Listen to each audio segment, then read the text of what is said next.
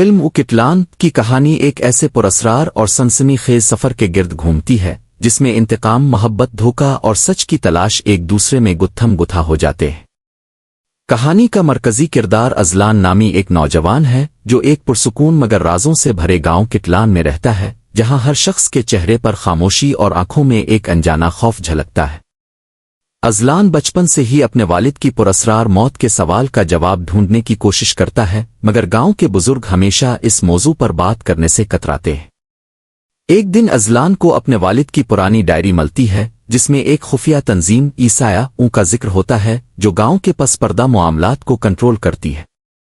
ازلان کو معلوم ہوتا ہے کہ اس کے والد اس تنظیم کے خلاف کھڑے ہوئے تھے اور اسی وجہ سے انہیں خاموش کر دیا گیا۔ ازلان سچائی جاننے کے لیے اپنی جان خطرے میں ڈال کر اس تنظیم کے پیچھے پڑ جاتا ہے، اور اسی دوران اس کی ملاقات زارا نامی ایک بہادر اور ذہین لڑکی سے ہوتی ہے جو خود بھی اسی تنظیم کے ہاتھوں اپنا خاندان کھو چکی ہوتی ہے۔ دونوں مل کر رازوں کی اس بھول بھلیا میں داخل ہوتے ہیں جہاں ہر قدم پر دھوکہ، خوف اور موت ان کا انتظار کر رہی ہوتی ہے۔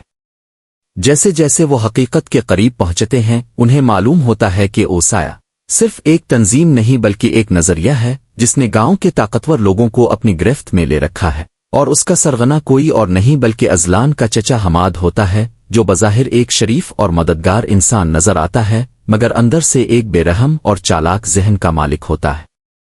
ازلان کے لیے یہ انکشاف ایک بہت بڑا صدمہ ہوتا ہے کیونکہ وہ اپنے چچا کو ہمیشہ ایک محافظ سمجھتا آیا تھا۔ کہانی میں موڑ اس وقت آتا ہے جب ازلان کو یہ بھی پتہ چلتا ہے کہ اس کے والد نے مرنے سے پہلے ایک خفیہ راز محفوظ کیا تھا جو امسایا کو ہمیشہ کے لیے ختم کر سکتا ہے، مگر وہ راز ایک ایسے مقام پر چھپا ہوتا ہے جہاں پہنچنا تقریباً ناممکن ہے۔